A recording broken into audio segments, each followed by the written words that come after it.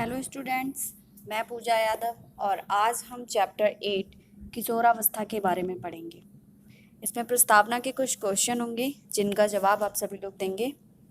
पहला क्वेश्चन है, बच्चे के जन्म से पोलियो ड्रॉप पीने तक की अवस्था क्या कहलाती है? तो जब तक बच्चों को पोलियो पिलाया जाता है वो उनकी कौन सी अवस्था होती है? वो बाल्य अवस्था होती है।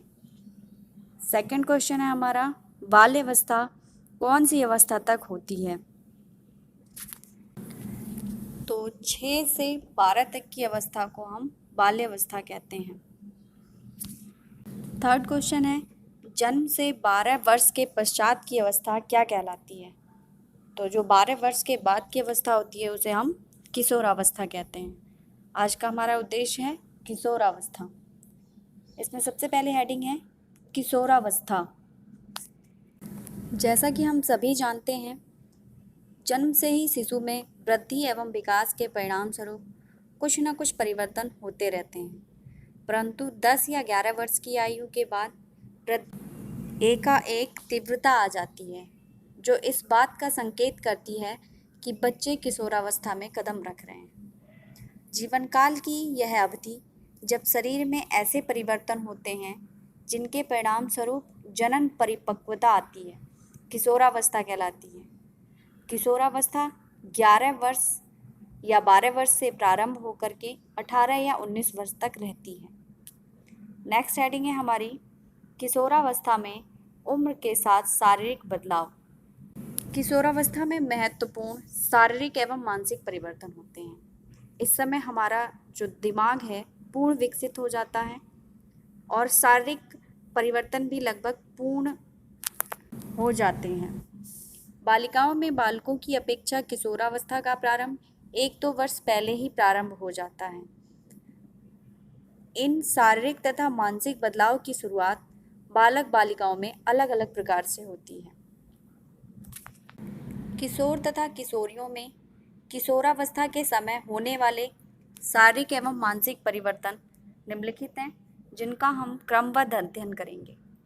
सबसे पहली है हमारी लंबाई में वृद्धि। प्रारंभ में तो लड़कियां लड़कों की अपेक्षा तेजी से बढ़ती हैं, परंतु 18 वर्ष के पश्चात लड़के तथा लड़कियां अपनी अधिकतम लंबाई में वृद्धि कर लेते हैं।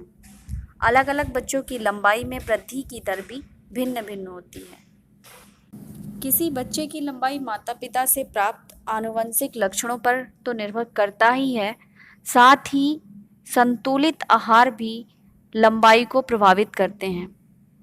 नेक्स्ट है हमारा शारीरिक बनावट में परिवर्तन। लड़कियों में कमर के निचले भाग की चौड़ाई बढ़ जाती है तथा लड़कों का सीना चौड़ा हो जाता है। वृद्धि के कारण लड़कों में शारीरिक पेशियां लड़कियों की अपेक्षा सुस्पष्ट एवं गठी दिखाई देती हैं। नेक्स्ट है स्वर में बदलाव। किशोरावस्था में स्वर यंत्र विकसित होकर बड़ा हो जाता है। स्वर यंत्र लड़कों के गले के निचले उभार के रूप में स्पष्ट दिखाई देता है। इस उभार को कंठमणि कहा जाता है। लड़कियों में स्वर यंत्र की आकृति अपेक्षाकृत छोटी होती है। लड़कियों का स्वर उच्च तारत्व वाला होता है, जबकि लड़कों का स्वर गहरा तथा भारी होता है। नेक्स्ट है स्वेद एवं तैल ग्रंथियों में सक्रियता। इन ग्रंथियों के अधिक क्रियाशीलता के कारण कुछ लोगों के चेहरे पर फुंसियां, कील और मुहासे निकलते हैं। नेक्स्ट है जननांगों की परिपक्वता। किशोरावस्था के अंत तक मानव जननांग पूर्ण रूप से विकसित और परिपक्व हो जाते हैं। मानसिक एवं संवेदनात्मक विकास अवस्था में बच्चे तर्क वितर्क करके निर्णय लेने लगते हैं। वे सामाजिक कार्यों में रुचि लेने लगते हैं। कभी कभी उनमें असुरक्षा की भावना भी पैदा होने लगती है। ये सभी बदलाव बच्चों में शारीरिक वृद्धि एवं विभिन्न प्रकार की ग्रंथियों की क्रियाशीलता के कारण उत्पन्न होते हैं।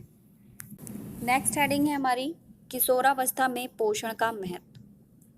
ऐसी अवस्था में उन्हें भूख अधिक लगती है, अतः किशोरावस्था में पौष्टिक एवं संतुलित आहार की आवश्यकता होती है। लगातार होने वाली वृद्धि तथा सक्रियता के कारण किशोर तथा किशोरियों में को भोजन में प्रोटीन युक्त भोज्य पदार्थ, लौह युक्त प्रचुर खाद्य पदार्थ तथा फलों को अधिकता में शामिल करना चाहिए। ताज़ी हवा में टहलना, व्यायाम करना एवं बाहर खेलना शरीर को स्वस्थ रखता है। नेक्स्ट है किशोरावस्था में कुपोषण के कारण। किशोरावस्था में तेजी से होते हुए बाह्य एवं आंतरिक परिवर्तनों के कारण उपापचयी क्रियाएं भी बढ़ जाती हैं, जिससे शरीर को अधिक पोषण की आवश्यकता होती है।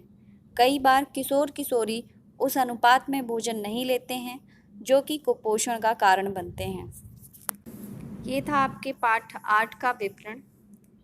धन्यवाद। Stay home, stay safe.